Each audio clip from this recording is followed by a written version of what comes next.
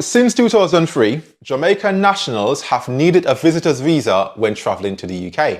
However, many Jamaicans argue that this is unfair since Jamaica's head of state is still the British monarch, who at the time of recording this video is King Charles III. Now, this means that both Jamaica and the UK share the same head of state. But it's not just these two countries.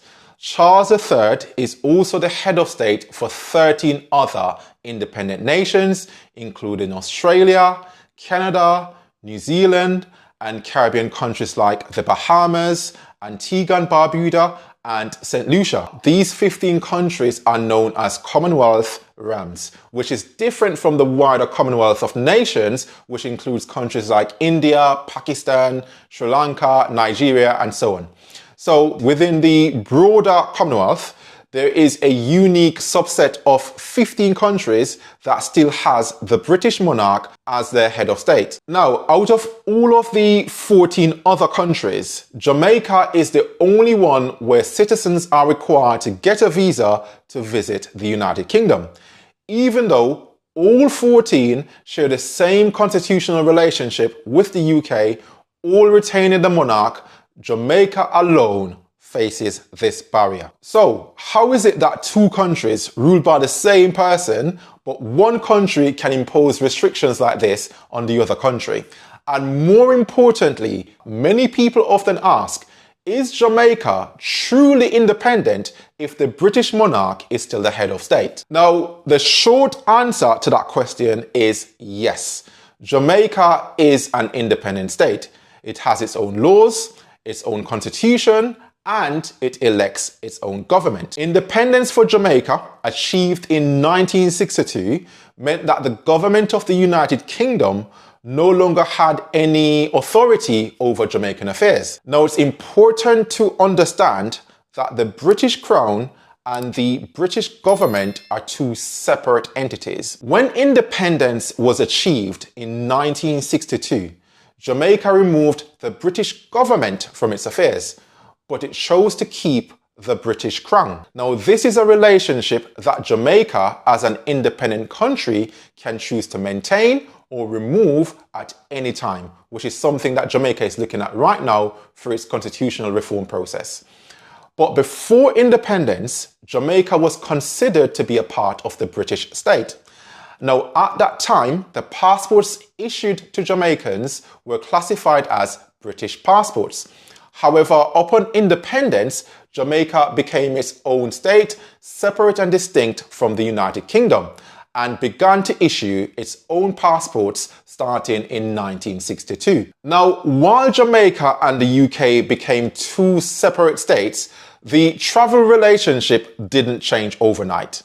Jamaicans were still able to live and settle in the UK for many years without needing a visa. This led to a large wave of Jamaican and Caribbean immigrants moving to the UK to settle.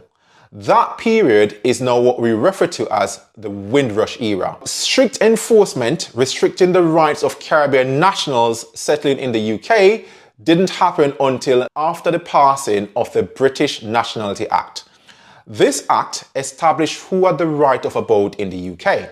In other words, who had the legal right to live in the UK. It was this act which effectively sealed the door on automatic settlement rights for Caribbean citizens, including Jamaican nationals. However, the right to visit the UK remained unchanged for Jamaicans. Nationals could still travel to the UK with just their Jamaican issued passports and stay in the UK for up to 6 months. But during this period, the UK saw a high number of Jamaicans overstaying their 6-month limit and living in the UK without legal status. Jamaica also became a major source for drug trafficking to the United Kingdom in the 1990s, which raised serious security concerns. This likely influenced the Labour government under Tony Blair to tighten entry requirements, and by 2003, a visitor's visa became mandatory for all Jamaican travellers. In short, the UK cited national security as a justification for their actions. However, many people, including people like myself, have argued that this was disproportionate and it was also politically convenient because visa overstays and trafficking is not unique to just Jamaica. And in my opinion, the reason why this was politically convenient was because it happened at a time when the EU was expanding. The EU had just expanded to include Eastern European countries, and they began to have unrestricted access to the UK through freedom of movement. Now, the UK had severely underestimated the amount of immigrants they thought they were going to get from Eastern Europe. They had estimated that it was going to be anywhere between 20 or 30,000. Instead, the numbers were in the hundreds of thousands. The UK found itself in a situation where it had uncontrolled immigration from Eastern Europe that it couldn't actually control because it was an EU member country. However, it had control and could make changes with immigration coming from outside of the EU, and Jamaica as a result became an easy target. And that's why many people, including myself, see Jamaica's treatment not just as being unfair, but as a reflection of the deeper biases in the UK's immigration policy. Now, interestingly, the Labour Party in the UK is generally seen as being more pro-Caribbean, and many Labour MPs even have Caribbean roots. But it hasn't gone unnoticed that it was the Labour government that implemented visa restrictions for Jamaicans. And even more interesting, Labour was out of power in the UK for 14 years, from 2010 to 2024. But within just a year of returning to office, Labour announced new visa requirements for another Caribbean country and former colony, Trinidad and Tobago. This was just announced last week. So the question has to be asked, does Labour take its Caribbean support for granted? Now, the truth is, every country has a right to decide who can enter its borders. Visa-free entry is a privilege, not a right, and countries can choose to grant or revoke that privilege based on their diplomatic, security, or economic interest. But while the UK has the right to impose visas on Jamaicans, Trinis, or any other nations, it doesn't necessarily mean that it's the right thing to do. These countries played a huge role in the development of the UK's economy.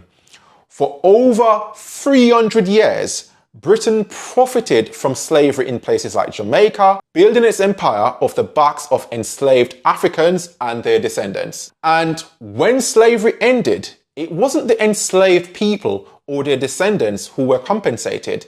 It was the slave owners. This historical injustice is why there's now a growing call for reparations from countries like Jamaica and other countries across the Commonwealth.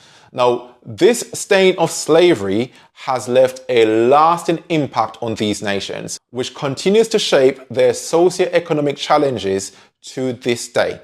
So, when the UK imposes strict visa requirements, making it harder and more expensive for Caribbean nationals to enter, many people, including myself, will see this as a slap in the face. Yes, the UK has a responsibility to protect its borders, but in my opinion, it also has moral responsibility because they've benefited for centuries from the very people it now charges hundreds of pounds in visa fees just for them to visit the UK. Now, I hope you found this video useful and I hope that it has answered some questions you've had about this. If it has, please like the video and subscribe to the channel. I would really appreciate it. Thank you, and I will see you on the next one.